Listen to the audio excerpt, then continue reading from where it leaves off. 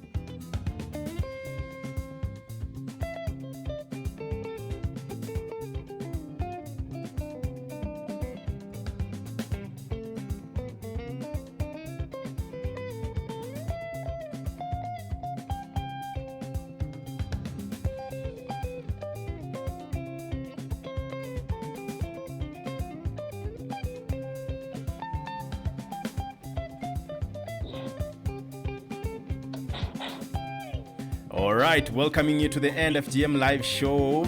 Another bright day that we are lucky to be alive. Thank you very much for joining us. Remember that you can always comment, stream in live from our 3 platforms, YouTube, Twitter, and also Facebook. Leave your comment and we will be discussing issues regarding FGM, child marriage, and also child pregnancies today. And our guests are, as we had said yesterday, we had a step up from community or grassroots organizations. Today, we will be hosting the country representative for UNFPA as well as a child protection specialist from UNICEF.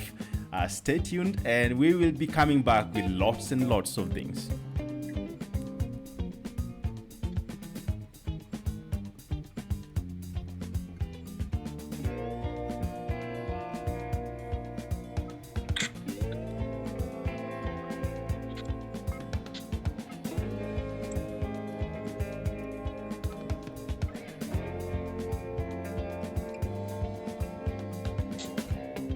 Just welcoming George Mason. I see you, Dire. Karibu sana to the show. We really do appreciate having you here today. As you well know, from Monday to Friday, we have the End FGM live show, which streams to you on Facebook, Twitter, and YouTube as well. Remember that you can always tweet, you can always leave your comment on YouTube and Facebook as well, using the hashtag EndFGM Live, and we'll be able to read them as they come on the screen. Remember that your question and your contribution as well has an impact, and it can change and save lives. So please comment wisely, and we will be able to engage and have a very fruitful conversation today.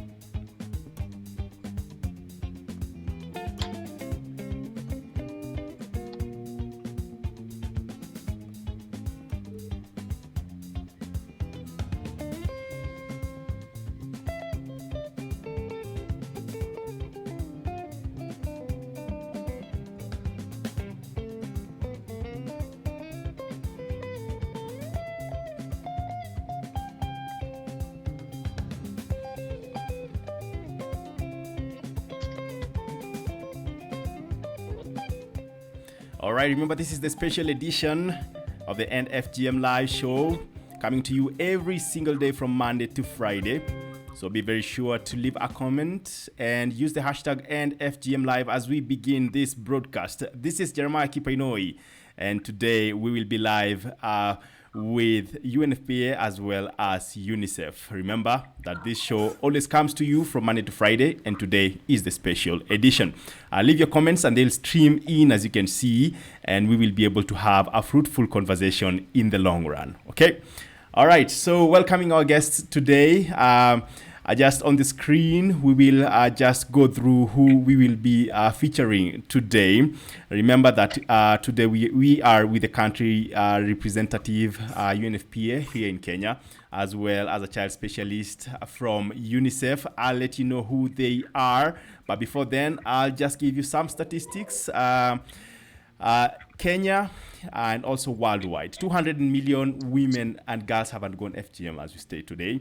31 countries worldwide, and Sudan is the latest country to legalize FGM. 21% prevalence of FGM in Kenya, meaning that 1 out of 5 women have undergone FGM in this country. 7 out of 10 girls below the age of 14 years have been cut by a traditional cutter. So that's startling, because we thought that times are changing. And so today we will be hosting Dr. Ademola Olajide, who is the country representative UNFPA Kenya, as well as Haidar Somom Ahmed, a child protection specialist from UNICEF Kenya. And I'm just going to introduce them on your screens right now. But don't forget to leave a comment wherever you are, and we'll be streaming live on our screens. On my top left is Dr. Olajide, welcome to the show. We really do appreciate having you here today, as well as on my right. Thank you very much for joining us, Haida from UNICEF. Just to start off, first of all, how are you coping with the pandemic as individuals? Starting off with Dr. Olajide. Thank you very much for having me. This is a very interesting and very important conversation. Yeah. We all have to cope. It's a situation that has been imposed upon us. And so we have to find a way not only to cope, but at the same time to ensure that the important work we're doing, which includes the campaign to end FGM, does not stop. Amazing. Thank you very much. And to Haida, how are you coping? Thank you so much. I know this time it is an unprecedented time for all of us.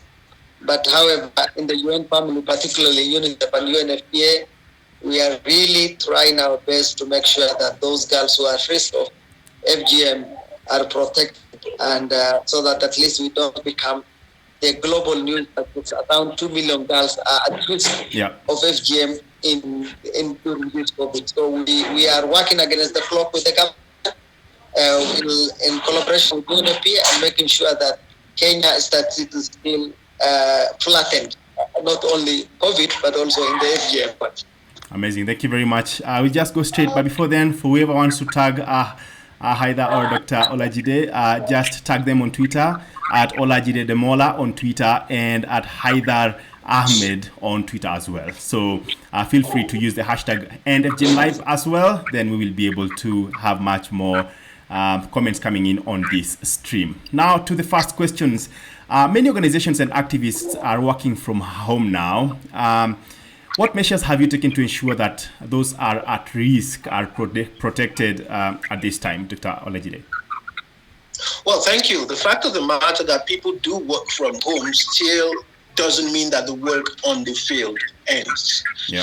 The way to be able to get into the communities right now, more than ever before, is to ensure that ownership of the initiative itself rests firmly with the community members. So to ensure that our programs continue unabated, we have continued to strengthen our partnerships with community-based organizations, particularly women rights organizations within communities, not only to act in terms of surveillance, but then to continue to engage communities to end the practice, and then provide feedback to us and to government at the highest level to ensure that the government structures, especially with the county commissioners and county governments, can be engaged to take action to protect vulnerable girls. So that's the new norm. But more importantly, that's actually the way to go. The communities must own and they must drive the response. I know that UNFPA does not work directly with the grassroots organizations, but actually sub-grant usually work with other organizations that distribute funds. I'll just come back to that, but just to bring that into context, I know there are many communities that are now depending on organizations like UNFPA and UNICEF in trying to survive during this pandemic. So we'll talk much more about what these organizations are doing specifically to address the pandemic, but also how to protect our girls. But to Haidar, many people, of course, we've talked about this already, are working from home. What's UNICEF doing in regards to also child protection?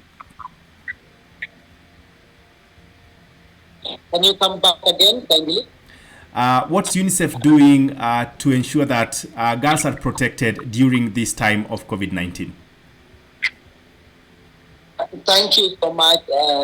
Particularly UNICEF, we are working with other UN agencies, but also with the under the leadership of government, particularly the State Department of Gender Affairs and the Anti-FGM Body, which is the dominant government agency, to make sure that those critical services, including protection of girls through arrest through perpetrators of rape is done during this COVID. You know, it is very difficult for police to make arrests in this season because of the social distance and the inability for all of us to protect ourselves against COVID, which is a dangerous disease in our midst. So in terms of that, but also what's more important, and this is not only attributed to UNICEF, but also to our sister agency, UNFPA, that we have made sure that systems, particularly at the national level and community systems work. For example, let me give you the community surveillance system, which was introduced by the joint program in liaison with the government machinery, has been working. As we see, we are hearing that around an estimated 1,500 girls are projected to be coming in Kenya currently, depending the work in Samburu and the rest. So we are getting also arrest which has been bed in Samburu, arrest which has been bed on related refugees. And this we attribute to the community system we have also developed, the UN family, but also in liaison with the government.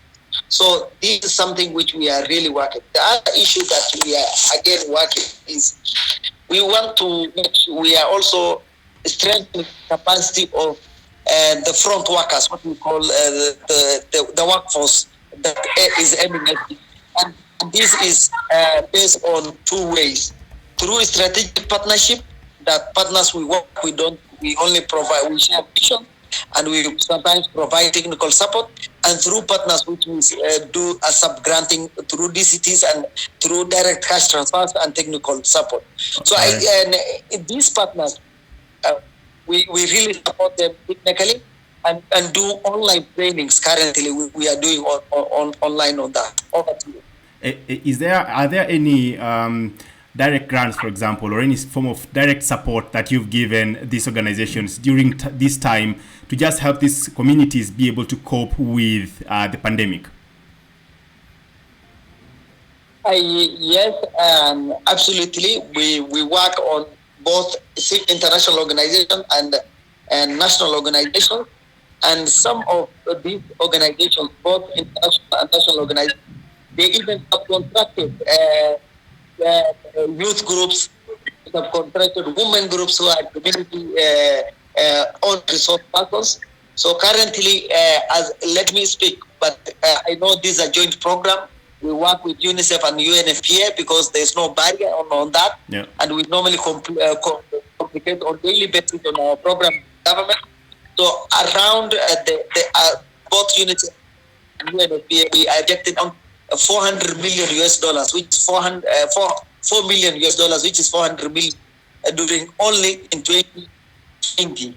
So initially, as per currently, and for this COVID, we are also doing dignity kits, what's called supplies for hygiene kits and the rest. And we are particularly targeting girls in who have been taken back to the community who are in risk. That's around 1,750 girls. Yeah. But also we are not forgetting, because these girls live within a community setting.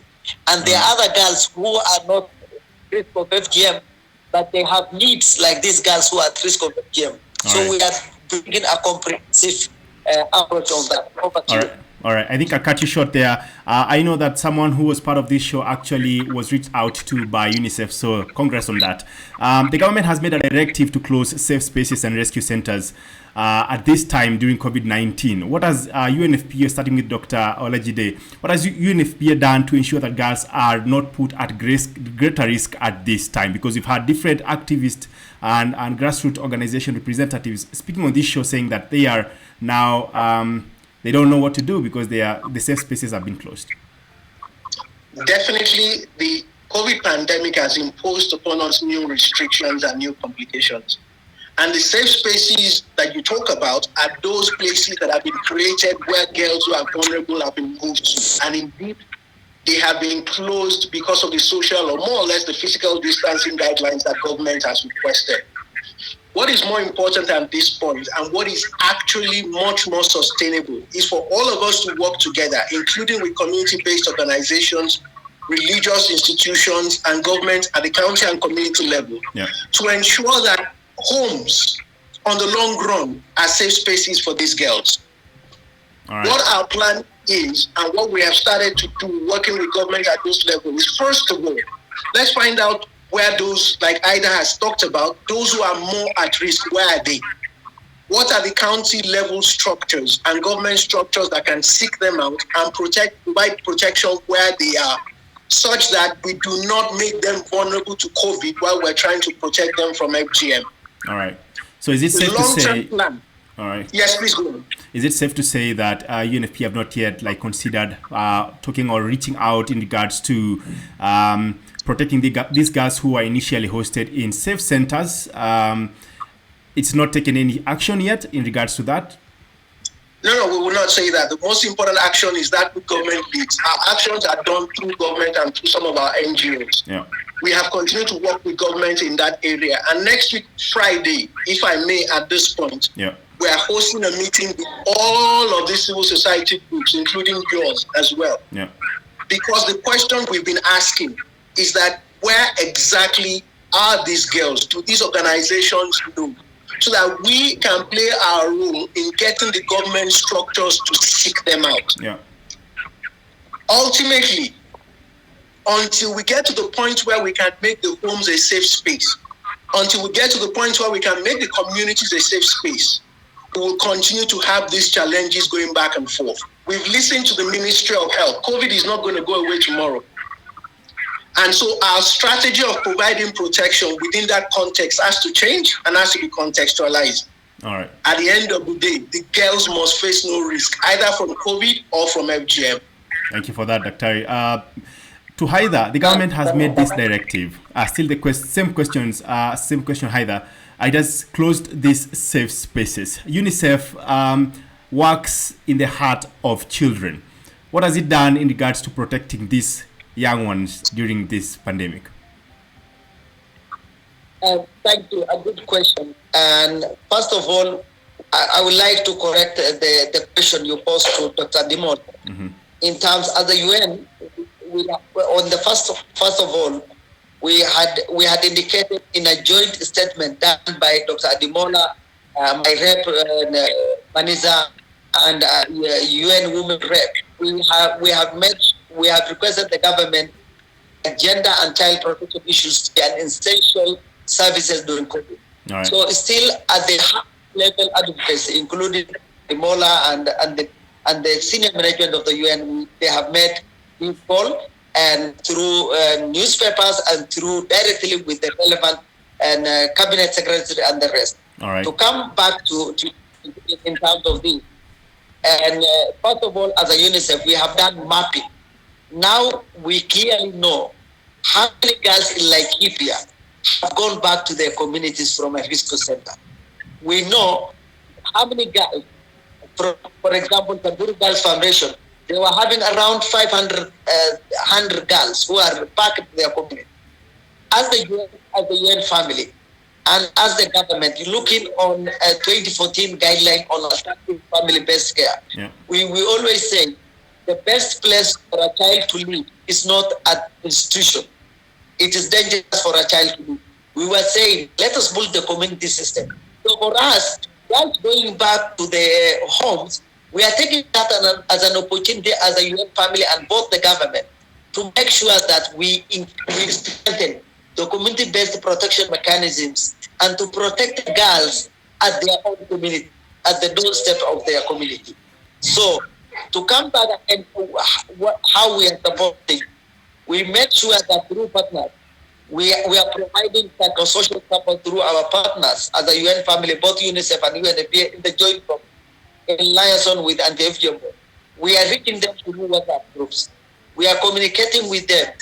However, what is more important is, in the village, the barrier of social distancing is not maintained, but innovatively maintained in terms of communities can reach. They're using speakers to make sure that girls are protected. And initially, before even the COVID, there was a program called during the surveillance system, the peer group. We have attached 10 girls in each villages. So it's still working, and we are communicating through the community monitors and system over here. Thank you, Haida, for that. And I just do a follow-up on that. Samburu is very vast. For example, if you talk about Samburu at this time, and girls have been released and gone to the grassroots and to these villages. And many of these girls have actually been forced out of these homes because of the challenges that they are facing in those homes. And we've had different activists on this show, including people from Samburu. Even Dr. Kulea was in this show. And we were talking about the fact that coordination is a problem in itself. We have different organizations working in the north, but we are still having challenges on coordination despite the county being occupied by a number of organizations. Sometimes coordination, even from the chief level, is difficult. So when you speak about having monitoring and follow-up at this time, psychosocial support in villages where it's sometimes very sparsely spaced and remote, then sometimes it poses a question on how possible that is. Are there any specific measures you've taken to ensure that is actually happening? Thank you.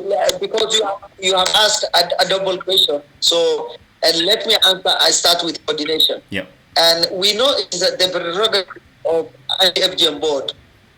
Looking on the prohibition of FGM Act 2011, yeah. anti-FGM board is the coordinator of all programs. Yeah. Unfortunately, due to resources, and anti-FGM board is not decentralized. Yeah. And that begs, what is the creative way of working around on this? And when you look the Children Act, before even anti-FGM board came in, the Department of Children Services, which is in another ministry, was responsible for issues related on FGM and child marriage. So still, the Children Act has not been amended. And when we look Section 14 and Section 15, still they have the mandate as a contributory department within the anti-FGM board, within the government structure. So when it comes to coordination at the county level, issues of FGM is being coordinated at the Department of Children's Services. But we know at the national level, it is the mandate of anti-FGM board. Right. And until anti-FGM board reaches the grassroots level, at the county level, we will still continue. However, the good part is anti-FGM board is still coordinating with sister ministries and sister departments. And Department of Children's Services sits at the national level. So that is the issue how at the government level we address. But however, one thing that I agree with you, coordination is still at weak. We need to strengthen it. And when it comes to humanitarian issues like COVID, it's still our weak system will at least sometimes cover this. Thank you very much. Thank you very much, Haida. All right. Let me ask the other question about what was the next question? The next question. Yeah, what's the government doing in regards to follow-up question? Yeah, what's the government actually doing in that? What is UNICEF doing in ensuring that these children are actually not at risk now that they are back home? Yes, and thank you so much. I think, and this is a question for all of us. It's not only for UNICEF, but also for everybody, including the government and even the community level. So for UNICEF as a catalytic organization in relation in terms of prevention and response to this, we look this at the prevention and response level. Yeah. Particularly when I go to the county level, and we are working with the Department of Children's Services, and we are getting and we are monitoring through the Department of Children's Services how many girls are coming, and the civil societies that we are working with. And that is the first monitoring at the community level is done. And there's what's called community level monitoring, which starts at the community, then it goes up to the national level monitoring. I don't want to belabor on that. The other issue that is very important is issues of supply, which is very important for dignity of girls and their respect to and their honor to be there. Yeah. We need to provide those essential commodities. Both UNICEF and UNFPA are providing. I'm sure UNFPA are providing through Kenya Red Cross. UNICEF is providing through civil society organizations and the Department of Children's Services, and to some extent the anti-FGM. So the other issues related on community protection mechanisms and talking to girls through WhatsApp, using the community monitors. This is something which is really critically continuing at the community level. All right, thank you very much. Haida, I'll cut you short there. I'm sorry. I'll cut. One more in one sentence, please. Go on, please.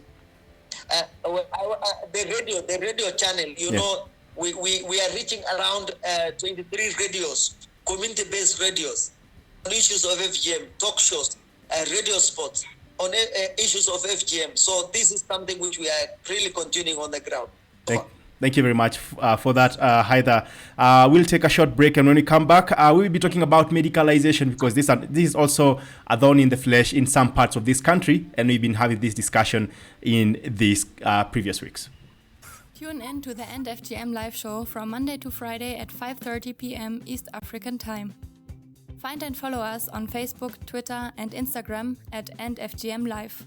Reach out to us for inquiries, to report a case, or to support the show on WhatsApp +254 73 400 7674.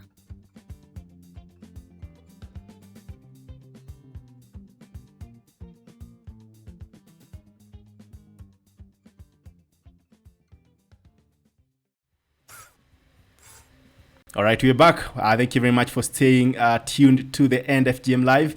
Today we have Dr. Olajide Ademola from the country representative for UNFPA here in Kenya, as well as Haida Ahmed, child specialist, protection specialist at UNICEF Kenya. So thank you very much for joining us here.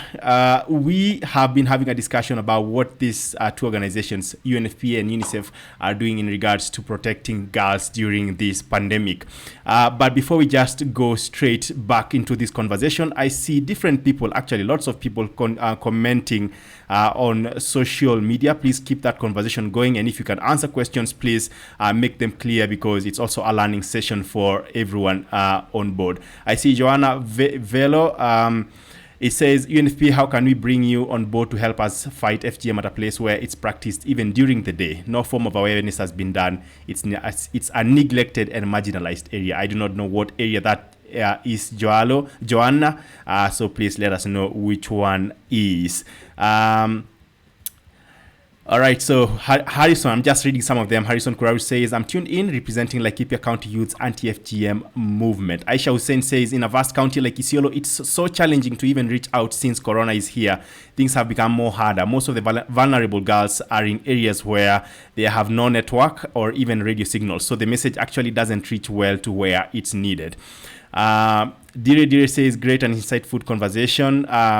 Elizabeth Pratt says, tune in from Chicago, USA. Thank you for the work on this issue. So keep them coming. Lots of comments here. Great to see UNICEF colleague Haida and UNFPA talk about an important topic such as FGM. I totally agree. Continuation of child and adolescents services during the pandemic is important. Using remote channels such as radio, TV, and child helpline helps to provide the services needed to address FGM and other maltreatment of children and adolescents. Keep them coming. I can see them on the chat. We can't read all of them, but please keep the comments coming. On now to Dr. Olajide as well as Haida Ahmed. Thank you very much for joining and holding on to this time, talking about medicalization. In the past week, as well as this week, we had guests from Nyamira County. We actually had representatives for those counties from county governments. And one thing that we were talking about is medicalization in these counties. Medicalization is practiced especially by people, not just people who have not gone to school, of course. And the act, as you had quoted, Haida, is specifically states that it's a crime to practice FGM, even if you are a medical practitioner. What is UNFPA and UNICEF, starting off with Dr. Ademola, what is UNFPA doing to ensure that medicalization is stopped in this country and even beyond? All right, thank you. I think first of all, let me just also to finish up the earlier conversation and respond broadly to some of the questions that people online have been posing. All right. First of all, it is clear that COVID-19 has compelled us to do things differently. Yep. It has also relocated the risks that these girls face now, and those systems that are hitherto been in place cannot operate the way it should. Yeah. And the conditions within each of those communities are peculiar to them. So one size cannot fit all. And that's why next week we're having this conversation with all of the civil society organizations, as many as possible. So what I'm going to put online right now The civil society organizations within these far-reaching, hard-to-reach communities should reach out to you guys, provide their names, provide their email addresses so that we can loop them into that conversation, because we must have each community-based organization tailor approaches within their communities to meet their peculiar needs. It's going to be challenging from Nairobi to have a one-size-fits-all that addresses all the needs nationally. So we want to listen to them.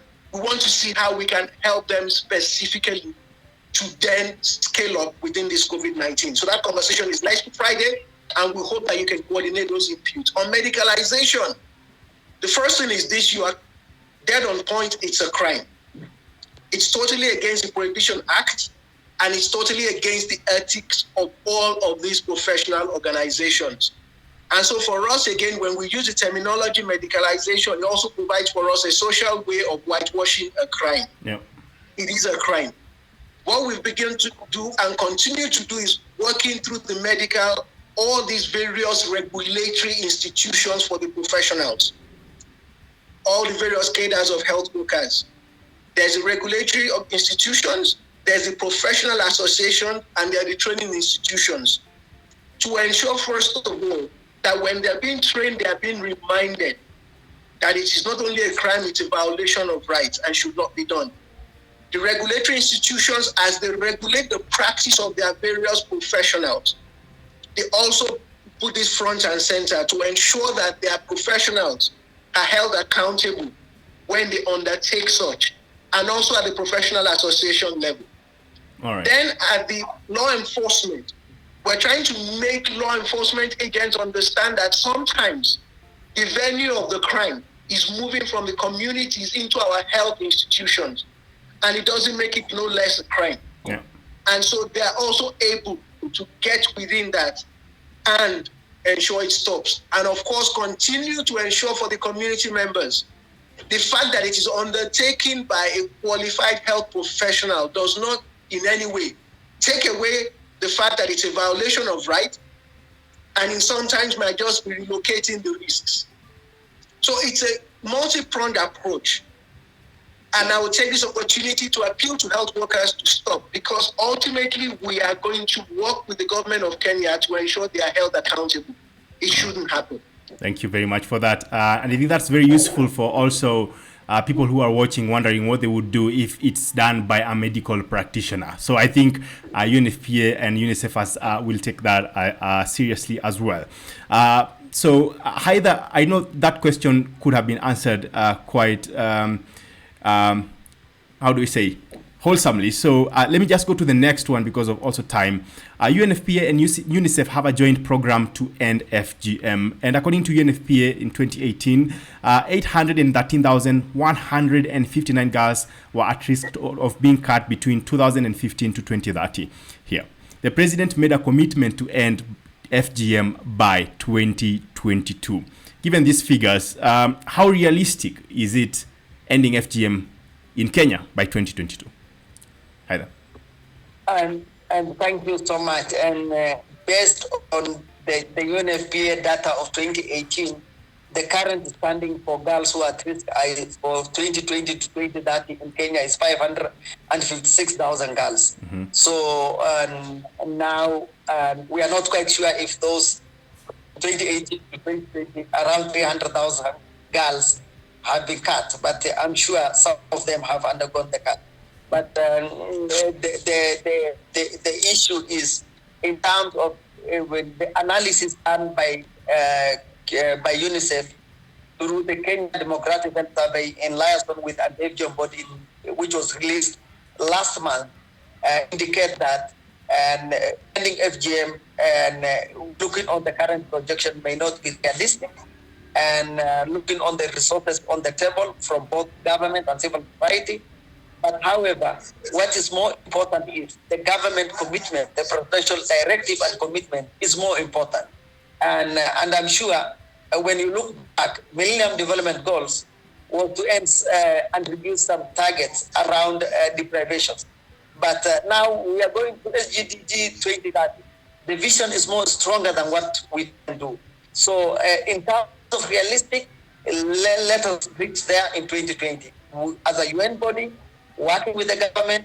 We think so it is viable and it is feasible in terms of working with the government and even with civil society and within the community. Right. But the estimate is with the current development. For example, the only community who is likely to end FGM by 2020 is Kikuyu, apart from the 37 communities that are practicing FGM in Kenya. But however, we will not be dampened our spirit and our work and our energy. What is more important is that the government is committed. Let us support the government and let's continue to end FGM to that. When we reach there, we'll rethink with the government and just see where we will go next. Over. All right. Thank you very much for that, Haida. Dr. Olejide, what are your sentiments on that as well? Is it realistic to end FGM in Kenya by 2022? Definitely it's an aspirational goal. And if the resources necessary and the multi-sectoral response are put in place, and the leadership that the president has demonstrated at the highest level is able to be transferred in terms of surrogating the vision to county governors and county structures, then, as Ida said, we will get there. And this is one of the things we're trying to do. Traditionally, we've been working through the health system, the gender ministry, the education system to try to work around ending FGM. But with the presidential vision, one of the things that we have to now do is multi-sectoral, and this is what I mean. There are programs in Kenya led at the highest level of government to provide electricity into rural communities, to provide water, to provide roads. All of these infrastructural projects actually are accompanied by community dialogue sessions. Nobody goes into a community and just begins to provide water, electricity. What we're trying to do now is, because we have a presidential directive, we work with various sectors so that when the energy sector is engaging leaders within the community on providing them energy, they're also talking to them if they practice FGM to ensure that FGM comes to an end. So we're not just going into communities to say stop FGM, we're also bringing something that add value along. When the water sector is going into communities to provide water and are engaging these communities, we are surrogating on the back of that conversations to end FGM, including those who are providing water, who are providing economic resources. Yeah. And that's why we came up with the End FGM bid, so that we are also looking at an economic vehicle to motivate behavior change. It has to be multi-sectoral, and if we're able to harness all of the potential of all of the sectors, we will indeed be able to move very far and very quickly. Thank you very much for that, Dr. I know that there are efforts that UNFPA has taken, and the most recent, which I know Men and FGM and also Zinduka, which runs the show, has undertaken, is the caravan, which has involved different aspects of like the dimensions. Young people are being involved in the End FGM campaign. I know there are many creative ways people are using, with songs, poetry, drama, music, as well as interventions from a higher level are being carried out by either the government as well as bodies as yours as well. But there has been an issue in regards to targeting. We have had our guests in this show talking about lack of county-specific data. For example, I come from the Maasai community, and one issue that we've had over time is knowing how to target or to know exactly how to deal with FGM in Kajiado and not in Narok or Laikipia, for example, because these are different places where data is the same. But the challenge we have in that case is the governments, or different governments, have different interventions, different CSOs have different interventions, and even the reach in regards to how organizations are able to reach these organizations is different. What is UNICEF and UNFPA doing to ensure that actually data that is useful and also in this time timely exists to be able to help and just support these organizations and children in the long run? And that goes to... I will just say something briefly, and I'll go to Ida who will give us some of the specifics. What is important is the fact that evidence is key in being able to drive a lot of this agenda. What we also need to understand is that timely, useful, strategic evidence will not only require resourcing, but also would require leadership, not only at the national level, but at the county level. We had just gone through a census, and it was difficult for us to put all developmental issues, to strap it onto a census, which would have also created challenges.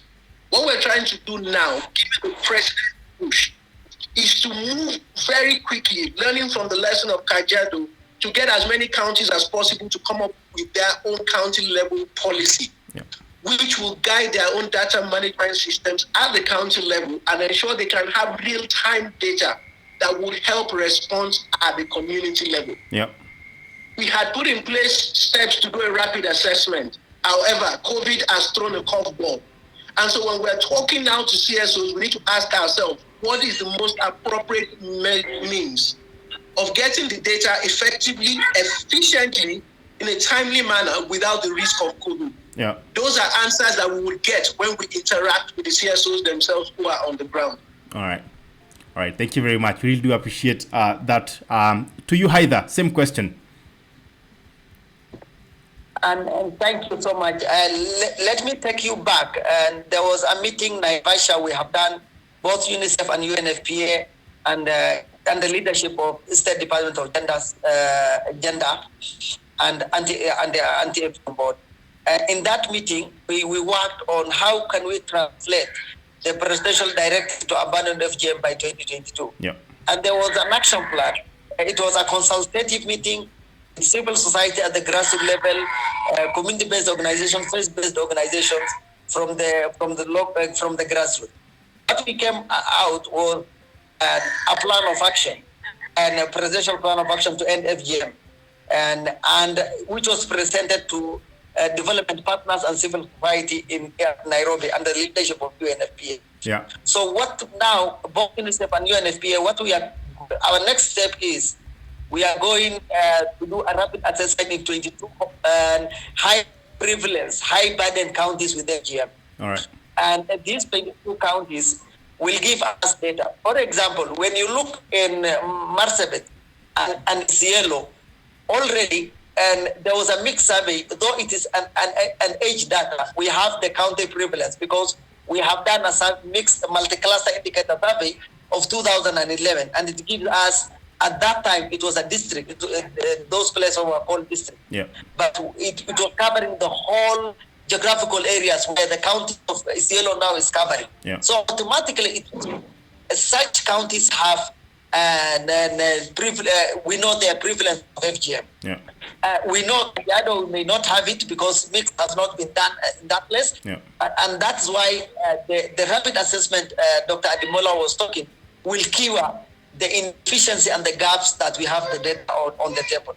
But what we agree is that for us, the data is very essential. It will tell us where we are, where we come from, where we are going, and where we will end FGM by 2022.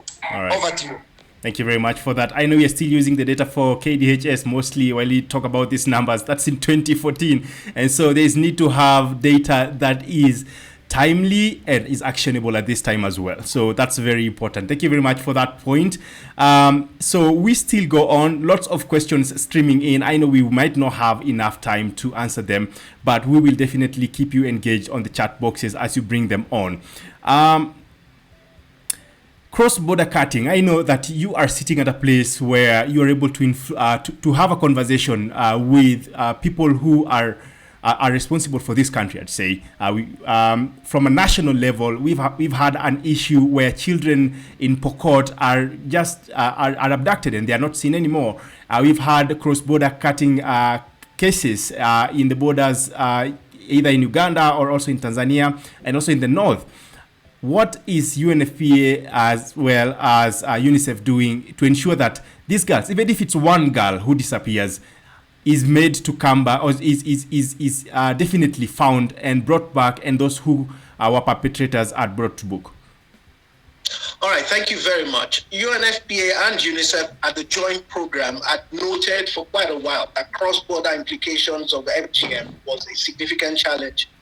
And last year in April, we hosted a cross-border meeting, or supported the State Department of Gender, the Ministry of Public Service and Gender. The Cabinet Secretary hosted a cross-border meeting of 5 countries, Kenya, Uganda, Tanzania, Ethiopia, and Somalia. And the 5 countries then came out with not only a political declaration to do everything possible to end cross-border FGM and also FGM within their boundaries, but also a draft action plan.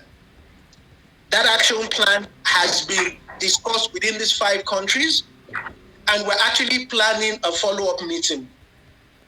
What is the challenge right now is as each country implements all of that within its boundaries, it's going to be incumbent upon the political will within each country, as well as the priorities within those countries. All right. One of the things we've tried to do is to now find a way to surrogate these agreements on the back of existing multilateral frameworks, such as what you have with the Intergovernmental Authority on Development, IGAD, which already had 21 sentinel sites for HIV amongst these countries. And we're hoping that we will place FGM within that structure, also within the East African community and the AU frameworks, to ensure that the multilateral relationships that these countries have with mechanisms backing them are able to implement FGM as well.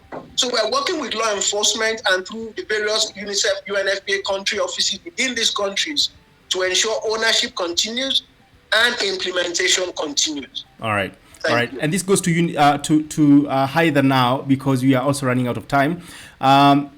Kemei PC says a recent survey by the National Council of Population and Development reveals indicates that more than 380,000 girls became pregnant, most of who are currently mothers. According to the survey, Bungoma County, where it comes from, recorded 13,920 of teenage pregnancies cases of girls between 14 and 19, while a significant number of girls below 14 years were also recorded.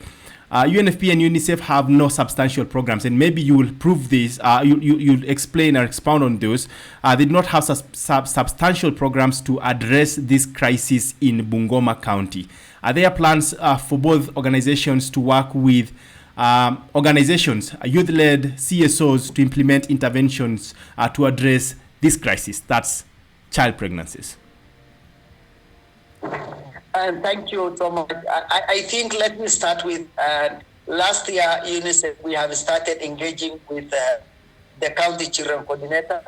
And our intention as a UNICEF, we wanted really to do some programming on that. But however, we have been stopped by COVID currently.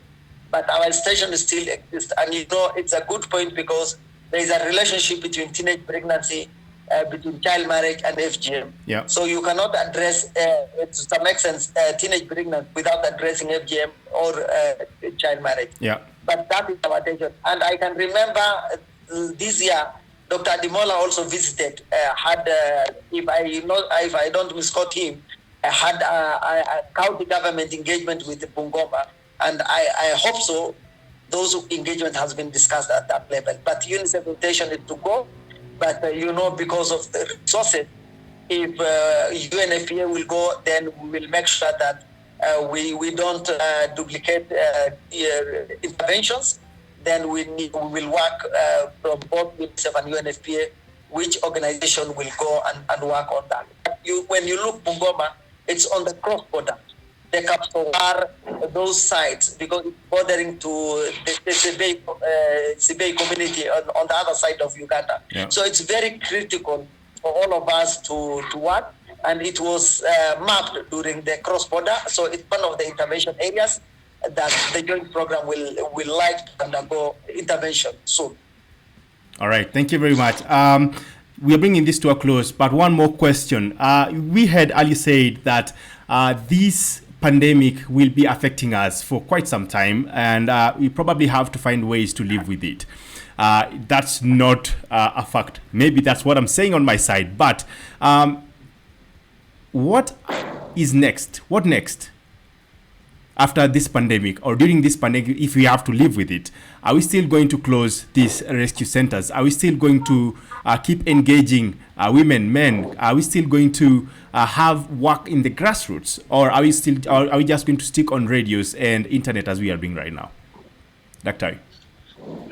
Clearly, what's next is we are still committed to ensuring that the rights of girls and women is upheld. What COVID has done is that it has imposed upon us new ways of doing things, and all of us have to take a deep breath and press re-strategize how we still continue to run. Yeah. It therefore means that we must look at interrogate the community, interrogate the effect of COVID, interrogate physical distancing. I would always say what we need is physical distancing, not social distancing. Yeah. Because our social networks remain the fabric of our societies that bring us together. And upon that, we now need to redesign our programs. We have rephased our funding. We have provided the initial humanitarian support, PPEs, training to healthcare workers, support to communities affected by floods. Yeah. We need to now rethink what is the most sustainable strategy going forward in a long term. Yeah. What do we have to do differently? What do civil society organizations have to do differently? Because as I support them to go into communities, I'm accountable for their well-being. And so if they're not able to demonstrate to me that they would not put themselves at risk, or put households they're going to engage with at risk, we have to think of ways doing things differently. Yeah. So with regards to the rescue centers, that's a decision that will be taken at the highest level of government when all of us collectively can provide the evidence of the way forward. But the point is, we must move away from the internet, continue to converse, but at the same time ensure that there's action on the grassroots level within the communities to reach the last girl. We must ensure we reach the furthest behind first and no one is left behind. That's the new norm.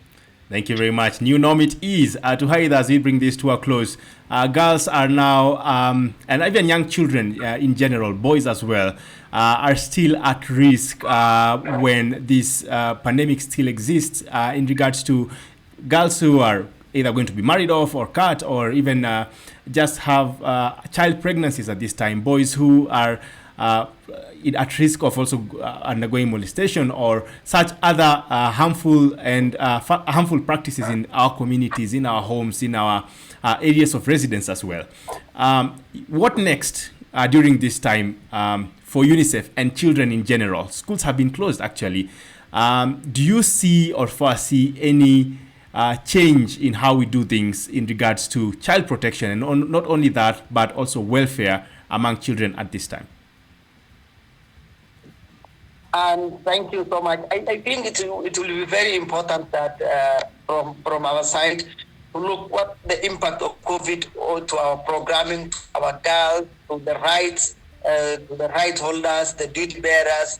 What have we made? What was our strength? What was our weakness? And how do we forge ahead in the next? So this is something which both UNICEF and UNFPA we have articulated within the rapid assessment. It is something we will be looking out with our partners and we will see. And I'm sure once we get the final analysis and the final report, we'll make recommendations on how we will do, including and then strategies on how to work on humanitarian, because in the FGM program and literally issues of FGM in the review, we have the data, but we are not, we have mainstreamed with other programs. Okay. How can we also raise the visibility within the humanitarian context? So it's something which we need to work. But also, at one point, we are seeing during this COVID, the immense contribution of our community team. How can we work, both UNICEF and UNFPA, directly with these useful machines, useful human beings, who have done a tremendous work in terms of protecting these girls, not only FGM, but also violence against girls and women in Kenya. All right. Over to you. Thank you very much. Since you're the one speaking, let me just end this with you. There are toll numbers that are usually given out by either the national scale or also in regards to counties now that we are talking about county-specific data in coming days. Do you have any incentives to support toll numbers at this time? And as you answer that question, remember to also answer how people could reach out to UNICEF, because I know that, like you had said, there is distribution of those sanitary or hygiene kits to the girls who probably are affected. So question number one, how are you supporting toll numbers, as well as how could people reach out to you if they need support? To Haida. And thank you so much. And thank you so much. Particularly, I think UNFPA is tremendously supporting the GBV helpline, which is particularly for girls and for women, which is 1195. And also UNICEF is particularly supporting the 116 because of the mandate for children, and we complement each other. And this already, we have the UNICEF to this particularly, we thought through during the COVID on how and the child helpline work can be done at the home, so that at least we also protect the staff not coming using matatu, the public transport, so they can contract or infected with COVID. So this is something which we are working. And there was a discussion with my counterpart, my technical counterpart from UNFPA, Madam Caroline, and there was a discussion on how can we learn the 116 and improve the 1195. So this is a discussion that we are internally doing with the government and also within the civil society. So in terms of resources and technical support, we are continuing to provide support to GBV helpline through UNFPA, but also 116 through UNICEF. Okay. And in terms of those supplies, how can they reach? It's very simple. And in the FGM practitioners, they know me, but particularly we have mapped out particularly all the rescue centers that have been closed, irrespective of where UNICEF works or not. So we are giving essential services in the next few weeks or the next month, and we will give through our partners using World Vision and Samburu Girls Foundation, so that at least I'm giving an example like that, but we are giving womankind and the rest. So Agra Kenya, so we'll be reaching. If there is a need, then we can they can contact me. Then we can work around the formula of distribution and how we can also supplement if it is not sufficient what we are providing as a uniform. So and also to tap in what our UNFPA colleagues, they are providing the same supplies, and then how can we also combine both UNICEF and UNFPA in order to reach the most marginalized, the most deprived in this COVID. All right, thank you very much for that.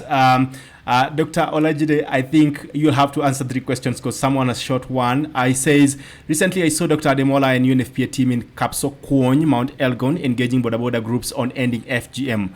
How will this program be sustained? And are there any plans to extend the same to CBOs working to eradicate the practice? And then also we'll talk about the toll lines and how people will be able to reach out to UNFPA. But first, Mount Elgon. Okay, Mount Elgon, what had happened was the fact that we saw the Border Association as an association of energetic young men and women who are spread across.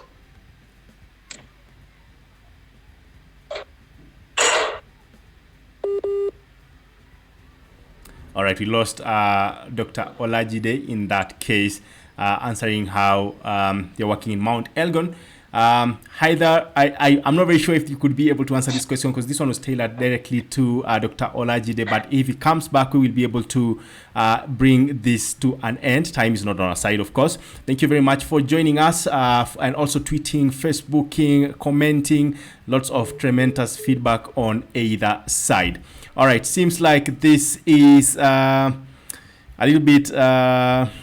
all right, we lost both of them, but once we bring them back as we conclude this, then we will be able to just have this conversation in a better way, just concluding this chat. Remember that you can always tweet and leave your comments as you've been doing, as we also try to reach out to them in this call. Remember, you've been listening to the End FGM Live, trying to reach out to both the UNICEF country representative as well as UNICEF Child Protection Officer, Mr. Haidar Somo. All right, so we are working on that, and once we are back on air, then we'll be able to conclude this show, working on borders as well as... Hello, are we back? Yes, we are back, Daktari.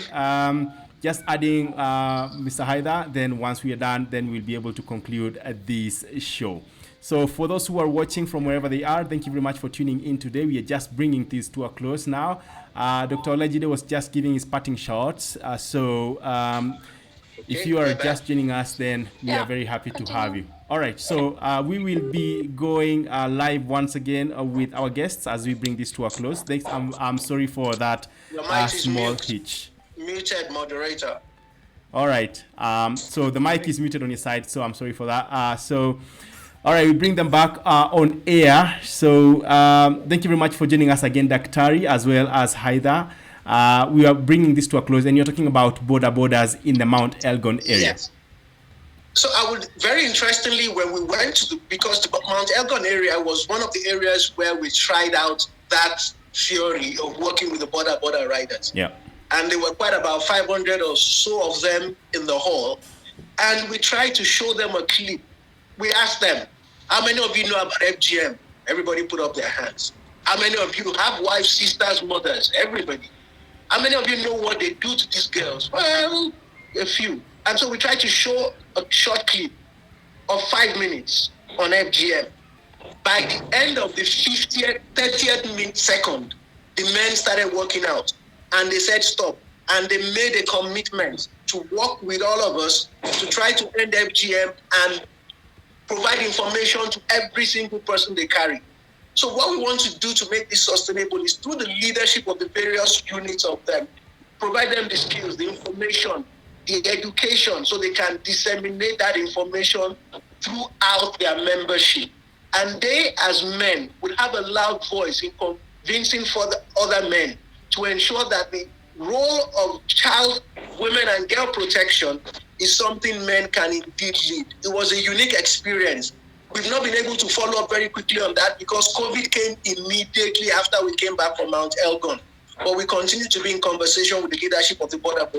All right. On the toll line, Ida has said it all, that we intend to continue working with. If people want to reach out to us with regards to dignity kits, they should contact the local Red Cross offices within their counties as we work with Red Cross as a partner. All right. Let me leave a parting short. The African elders will tell us that a chameleon gets ahead by looking back, slowly considering the present and looking to the future. Let's all work together to teach lessons from the past. See what COVID has brought upon us now and what the future will be, and evolve a strategy to ensure that no single woman or girl remains at the mercy of the knife within the shortest possible time in Kenya. We are committed to that process and we're ready to work under the leadership of government and in partnership with every association that shares that core value. Thank you for having me. Thank you very much for being here today as well. Thank you very much as well, Haida. We really do appreciate, and I think this has been very insightful for those people who've been watching. Lots of conversation, you can just go check online, have been happening during this show. So thank you very much. We really do appreciate having here today. To Dr. Ademola, one experience you also had while working with men at FGM as well in Samburu, same clip, I think, if maybe another one. And the men couldn't watch it at all, and they just walked away. And we were surprised because we initially thought that men are actually heavy-hearted or stronger in terms of emotions than ladies. The ladies were still there. So I think it's important for us to engage all aspects and all facets of community. So thank you very much for joining us today. We really do appreciate, and we really look forward to seeing you here again. All right. All right. Well, thank you. Asante sana, and have a nice time. Thank you. All right.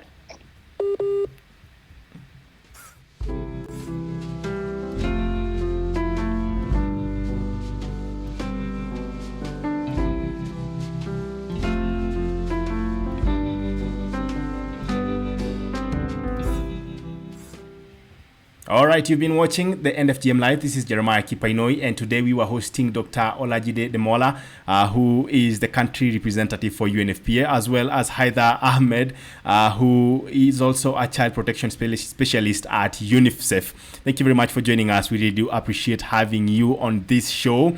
We'll be live from Monday to Friday, 5:30 p.m. is the time, and we are hosting different people working in the NFGM campaign. And remember, the NFGM campaign encompasses other issues that accompany it in regards to child marriage, as well as child pregnancies and any other gender-based violence that might be meted on girls and children in general at this time of COVID-19 and beyond. Stay tuned. Hoping to see you tomorrow and next week as well as we keep on working against this vice. Remember that you can always contact us on the link wherever you're watching from. You can be able to access the link on our WhatsApp number and we will be able to have a conversation. Thank you very much for joining us. We really do appreciate having you here today, and thank you also for the comments. Kwaheri until tomorrow. Take care, stay safe, and keep those who are close to you safe as well. Tune in to the End FGM live show from Monday to Friday at 5:30 p.m. East African Time. Find and follow us on Facebook, Twitter, and Instagram at End FGM Live. Reach out to us for inquiries, to report a case, or to support the show on WhatsApp +254 73 400 7674.